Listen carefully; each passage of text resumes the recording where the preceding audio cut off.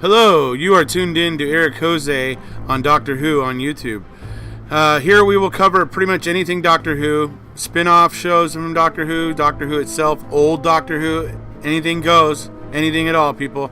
I will talk about all kinds of Doctor Who here with you. So if you have any comments, questions, anything that you just want to just talk about or, ask me a question about, because I do have an extensive history with Doctor Who. I've seen pretty much everything that's available. So, like I said, I encourage feedback and comments and questions, so please do so. And I just wanted to introduce you to my friend here, Minnie Handles, who will be in my videos with me. Hello, fellow Whovians. We are back today with Minnie Handles, my little buddy here. We're back today talking about Doctor Who Season 10, Episode 3, The Nice. Pretty cool episode as far as Doctor Who goes. I don't know if it was exactly spectacular, but I'm going to go over, some of the bits of it. I really think it's setting up something big. And I was talking about this earlier. In the video I did before the season started, I talked about one of my favorite stories of Doctor Who, really, of all time, Trial of the Timelord. And I talked about how the Great Intelligence had brought up the name, the Valyard, at one point when Matt Smith was dealing with the Great Intelligence. So we know that the idea of the Valyard is obviously being tossed around.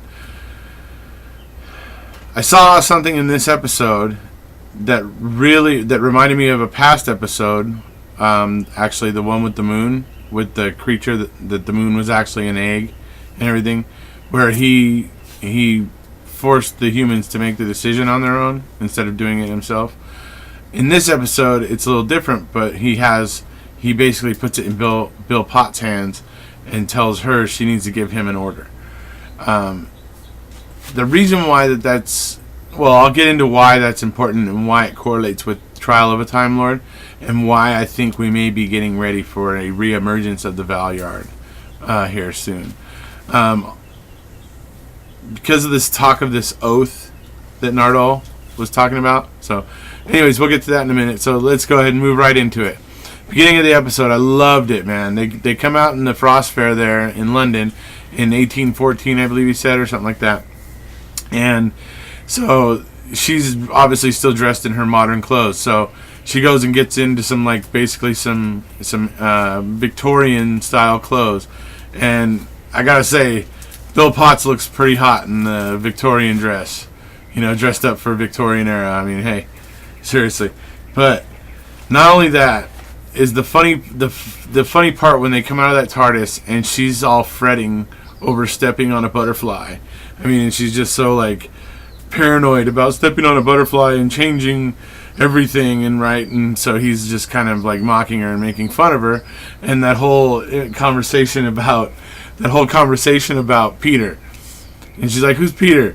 "Oh, Peter, he's your best friend, but he just stepped on a butterfly over there, and now you don't remember him." And she's just hits him "Hey, be serious." But that was a funny bit. And now we get down to where they're down on the ice there at the Frost Fair, and there's all the booths and the various kind of food and things there you can buy from all the various vendors that are there. And she's just "Oh my God, I'm gonna try everything," eyes all big and all that stuff. And the first thing you see is the Doctor coming up to her with something that reminded me of an episode of Blackadder. I don't know if anybody watching this is familiar with Rowan Atkinson and Blackadder, but in Blackadder 3, there's an episode where he goes to Mrs. Miggin's pie shop looking for a French aristocrat who's down on his luck, because it just so happens at that time that's when the Scarlet Pimpernel is going around. And Blackadder is trying to act like he is the Scarlet Pimpernel. He wants to act like he saved a French aristocrat or whatever. Anyways, so Mrs. Miggin says, "Yeah, there's one right over there." She's like, "He's been making that horse's willy last all morning."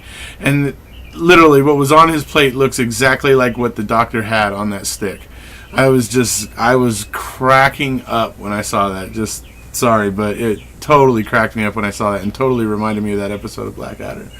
So, anyways, so now we move on to the fact that they get past that part, and then they meet those two, street urchins or whatever, the two kids that are, homeless and whatever, grifter type kids, and they steal the Doctor's sonic screwdriver, and then we see something a little disturbing. A kid dies. I honestly don't really remember anything that bad. I don't remember exactly a kid dying. I maybe have forgotten something somewhere, but the last time I really remember a kid dying in a Doctor Who related show was Torchwood. The final episode of Torchwood, in the Showtime special at the end of it. I don't know. I may be wrong, but I'm not sure if that's a good direction to go in, really. Being as it looks like that may be maybe a standby theme for the show Class, obviously, because that's just all kids that are going to be fighting against whatever various things come through the rift there at that school now. So I'm just wondering if this is just like a new era where the BBC has gotten licensed to depict the deaths of children now in its fiction. So I don't know, but I'm not sure how comfortable the audience overall is going to be with that. It remains to be seen. We shall see. But anyway, that bit leads to where Bill Potts gets very, very frustrated and mad and upset, and she thinks that the Doctor doesn't really take it very seriously. She just thinks that he's very flippant about it, and that bothers her because it's seriously bothers her, and she doesn't understand why he isn't affected just as badly as she is by it. And he tries to explain to her that this isn't his first rodeo, and he has other concerns, and that's where it comes up to, he doesn't have time to be outraged. He doesn't have the time for that luxury, because if he takes time for the luxury of outrage, more people die. And that's true. That's essentially correct, and that's what he tries to explain to her, and she has trouble getting it, but eventually she even says herself when she's talking to, I'm not sure if it was Kitty or if it was Dottie, one of the kids, but she says, she moved past it, like the Doctor was saying he does. So, anyways, Bill Potts is turning out to seem like a pretty much a champ of a companion. I think I like her. She seems to be. They've written her fairly witty, and I kind of like that. So, okay, so they dive down below the ice, and we see this creature underneath the Thames, right? And it's huge. So whatever, they obviously come back up. They take the fishing line back up and get out of the river in their suits or whatever, their diving suits. So they start talking to that fisherman, and they start getting directed to the Sutcliffe, to Mr. Sutcliffe essentially, and they start poking around and they talk to him, and that's when everything starts to get interesting, because then they end up using the dynamite that he was going to blow up the ice with to feed the big fish there. What did the Doctor called it? No Loch Nessie. So anyway, but instead of the dynamite blowing up the ice and everybody falling in to be food for No Loch Nessie, the dynamite blows up the chains and No Loch Nessie is free. And I certainly have a feeling we're going to be seeing No Loch Nessie again. I don't think that's the last of her at all. But we determined that, Mr. Sutcliffe is not an alien or anything like that. He's just a very, very bad human being. A very, very nasty, greedy human being who, doesn't care about the value of life at all. I'll tell you what though, Minnie Handles got a little bit excited because he needed some fuel for some experiments, and when he heard about that fish's excrement, he was getting pretty darn excited about it. Let me tell you. No, I'm just kidding. But that was a pretty interesting idea that they're coming up with, that this fish was basically, its poop was better than any rocket fuel. So where did this fish come from? Because seriously, I would seriously doubt that it came from Earth. So how did it get there? I wonder. Can't help but wonder.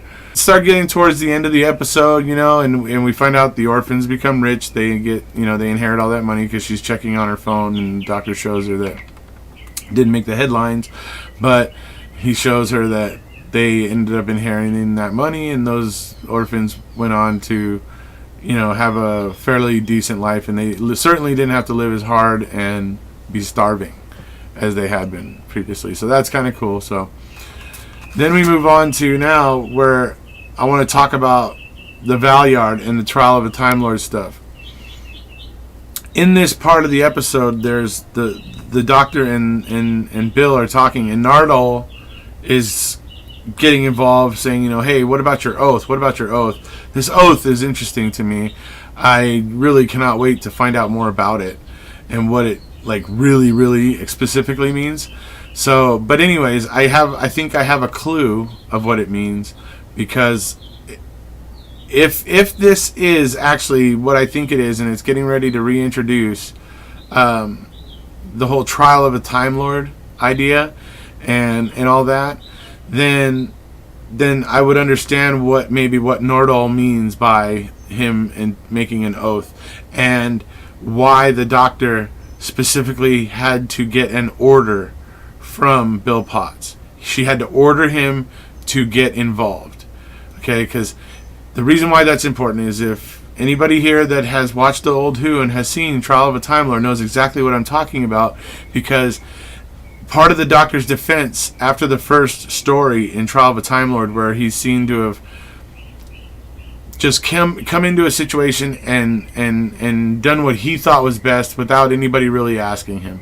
So he comes back with the defense of, well, in the future he changes, and so he uses the Matrix, which we don't see much of now, but they have kind of mentioned it.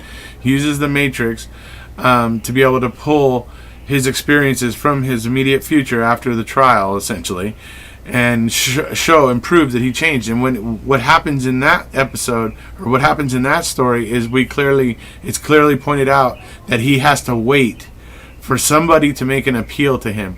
Somebody that's, someone in charge, somebody that has the authority to ask for help, has to actually ask him for help. And he actually waits for that. He shows it in the episode as part of his defense. He's like, look, there it is right there. I was asked for help by not only just by somebody random, but by somebody within whom authority was vested. So I remember it well, and that's why this stuck out with me when I saw how much emphasis he was putting on the fact that Bill Potts needed to give him the order. So that then brings me to Nordal. At the end of the episode there, he goes down into that vault area, and he's there talking to himself, and he calls himself a robot. He says, I can't believe I was reassembled. Okay, reassembled. You know who I think Nordal is? I'm starting to think about it. Fans of old Who might know what I'm talking about here. From the Peter Davison era and from the Colin Baker era. The Chameleon.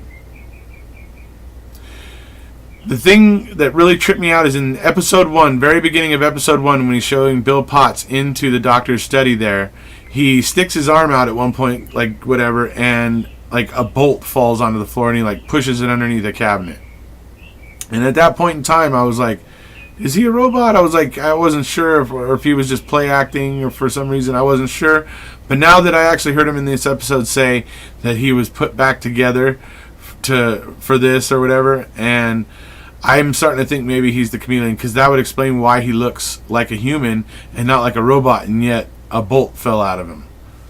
So it would be fun if that's what's happening. The Chameleon was always kind of a fun character. He was a robot, and he wasn't like, I don't know. He always would want to do the right thing, but then again, he was always easily manipulated by the Master, and it was just really funny. But it led to some really kind of fun episodes, anyways. So those are my thoughts on this episode. I really hope and think it's leading to a whole Trial of a Time Lord situation. I think it may even possibly be that we might find out that the trial of this trial that I'm kind of alluding to may have already happened, and that what's in the vault is the Valyard, and it's after the trial, because the Time Lords realized what a danger the Valyard actually was.